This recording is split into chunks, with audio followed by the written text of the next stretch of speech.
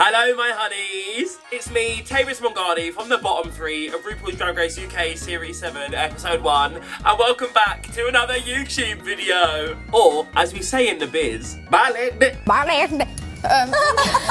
Yes my honeys, this week we tuned in to RuPaul's Drag Race UK Series 7 Episode 1, the BRIT Gala. Just like my drag name, I will be serving it up with a capital T. Cringe, cringe. This guy stinks! So divas, here is the plan. Throughout this entire season, we have a wide array of content coming, which I absolutely cannot wait to show you. But given that this is a brand new season and my first episode on RuPaul's Drag Race UK, I thought it was only right to kick it off with a recap, a review, a runway rundown, and the mother-tucking drama, honey. But before we go any further, make sure to like, comment, subscribe, and hit the notification bell so you do not miss a single Tayris Tuesday. It is just that easy. Day 1 on Drag Race UK. So my honeys, you've seen the episodes, you've left your opinions, you've maybe agreed or disagreed, hopefully, with some of the judges' placements, but I want to get into the behind-the-scenes tea. And as well as all the juicy gossip, I opened up my question inbox over on Instagram and on Twitter, so as we go throughout the episode,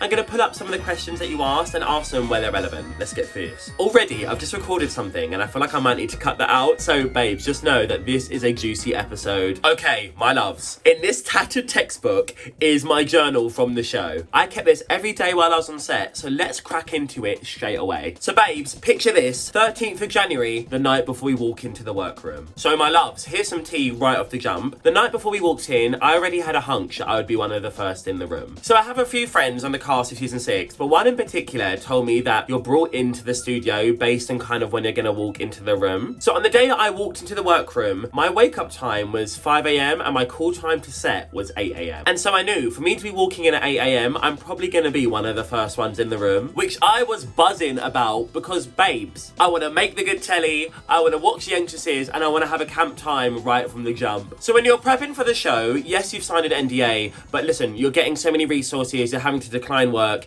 people can start to kind of clock who might be going. And so, full tea, I made a list of everyone that I thought was going to be in the workroom or might be in the workroom. So I had at least 1 or 2 things I could say about them when I walked in. Now, I'm not going to reveal every single person that I wrote down because I know, for instance, some of these people were reserves. But looking at my little journal, I knew that I was expecting Bonnie and Clyde, Sally Trademark, Bones, Shy T Grande, Pasty, Nion Bella, Viola, Page 3, and myself. And so I remember the only people that I did not know were going to be there were Lxke Addiction, who of course I worked with so many times when I was in Leeds, and Elvosk, because I've genuinely never heard of the girl. And on the show, I feel like that came across like a little bit of a read when everyone's like, I don't know who Elvosk is. But I was like, babe, I just don't know you because you're from Belfast. Like, how many Brighton girls do you know? Do you know what I mean? And so for everyone on my list, I wrote like a couple little things, just in case when they've walked into the workroom and they're posing and hitting their mark, we've got stuff that I can interact with and say out loud. And a couple of them do end up making the edit. Like, I wrote down about Pasty, oh, I can see her steak bake. Or for Bones, I'd written down, oh, I hear rattling, like rattling bones. Thomas TG asks, how long did it take to film the entrances? I want to say a couple hours. Of course, I was second into the workroom. I feel like there was about a 10-minute gap in between every single queen entering the workroom. But yes, we do the entrances.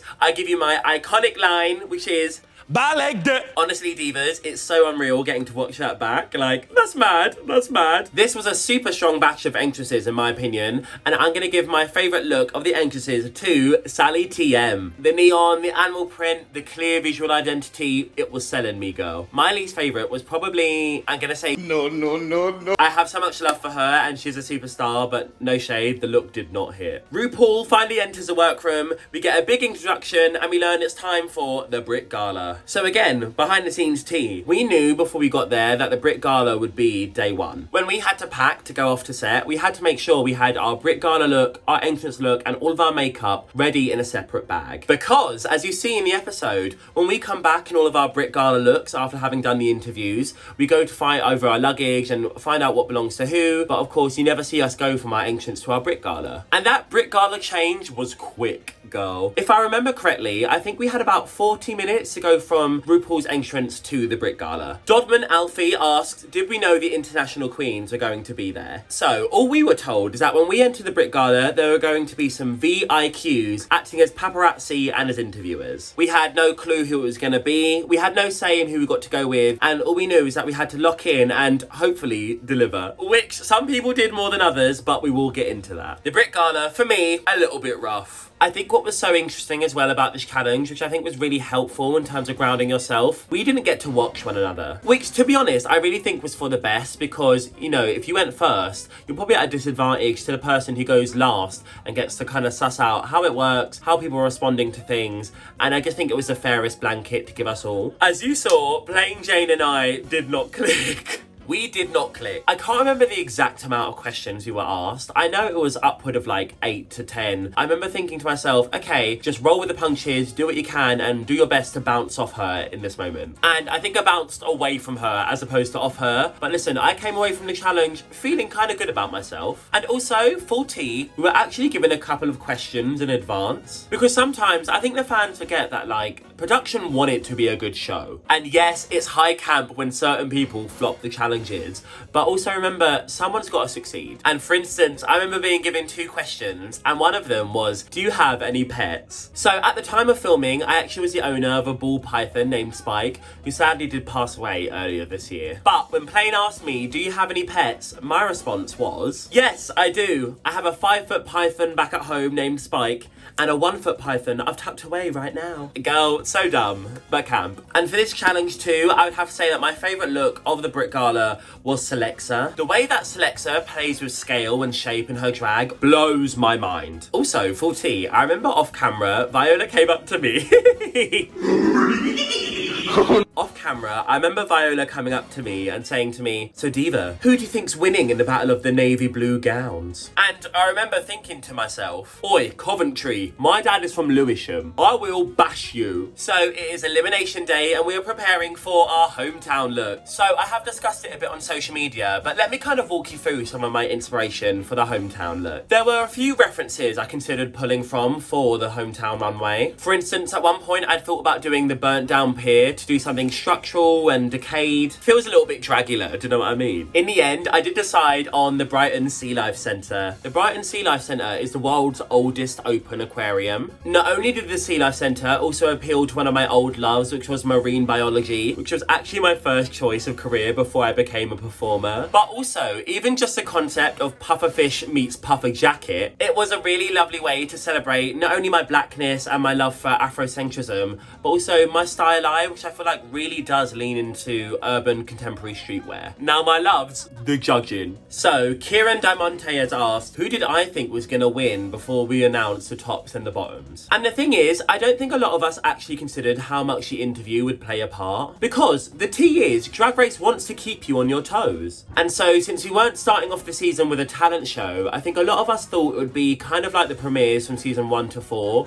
present 2 looks and here's the judging, and we maybe thought that the interviews were a fun twist on top. So I remember coming into the runway presentation and finding out the tops and the bottoms, I expected the top, in my opinion, to be Bonnie and Clyde, Bones and Selects Addiction. I thought between the 3 of them, the looks that they had presented were so striking, so intensely visual, so beautiful, and I think did a really clear job of indicating not only who they are as an artist, but the unique spin and POV they have on their drag. And so, no shade to any of my sisters, but when those 3 were all called safe, I was kind of gagged. And so it was during the critique process that I think we all kind of really clocked into how much the interviews weighed. Also, before we just glide past it, I have said to all of my sisters, I am so glad that they told us who the tops and the bottoms were before critiques started, because I just would have known that I was in the top. So the judges give their critiques, we head back to Untucked, and I mean, you saw it, girl. My heart, like, honestly broke. And like, I know it doesn't define you, and I know we've seen artists be in the bottom right at the jump and shoot all the way to finale. But like,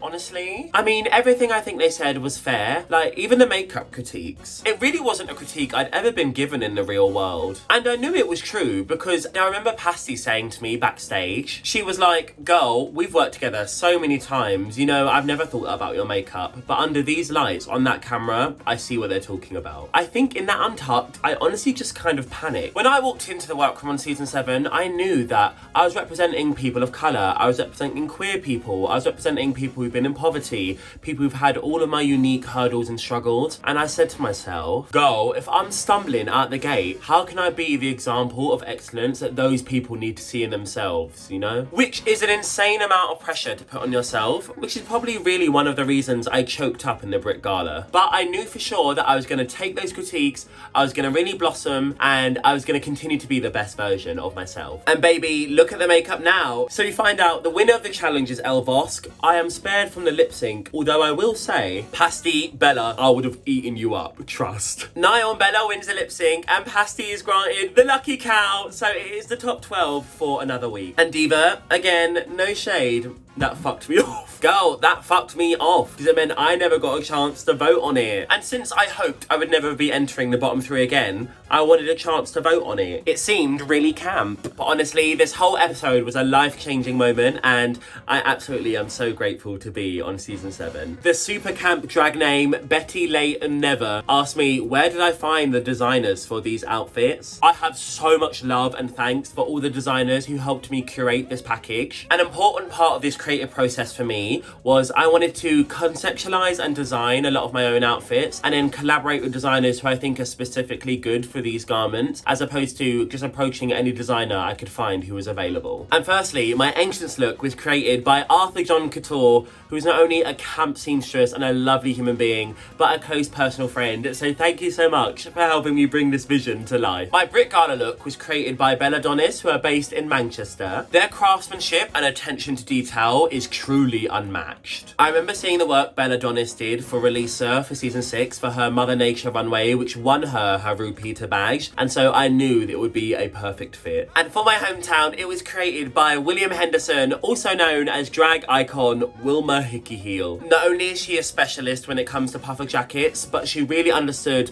my vision, my sense of scale, my drama, and I am so thankful to have gotten to work with all 3 of these incredible designers this week. And I would fully like to say thank you everyone who's been watching this week, because to be completely honest, Diva, I was dreading this week. I've mentioned it on social media already, but I knew the Brick Gala for me was the challenge that I felt like I did the least successful in this entire season. And honestly, everyone's love and admiration and support for me has really been so invaluable, and I just can't wait to show you everything that comes after this moment. For every single person who's resonated with what I'm bringing, or has told me I should have been safe, or has loved my looks, I am so thankful. And to everyone at home who thinks I should have been in the bottom, suck my dick. But high key, fair. And so my loves, that concludes another YouTube video with me, Tayris. 40, the camera just died, so I actually don't even know where that cut out. But what I think I was saying in the last clip was, I'm really thinking each week I would love to release the standard Tayris video, whether that be a vlog, a behind the scenes tea spill, a Nintendo geeky thing, just something camp. But whether it's a separate video, a YouTube series of shorts, or even just a little tag on that I stick at the end of every one of these videos, I want to do a minute or 2 of me just reading my journal from that episode. I want to see my thoughts at the start of the challenge, sometimes during the challenge while I'm in the workroom, and at the end of the day. But very much so, my honeys, none of this would be possible without you, so thank you so much for tuning in to another video. Next week's video will be a cheeky little vlog of the last week and next, because there's some gaggy things going on. And I don't want to spoil anything, but... Hey!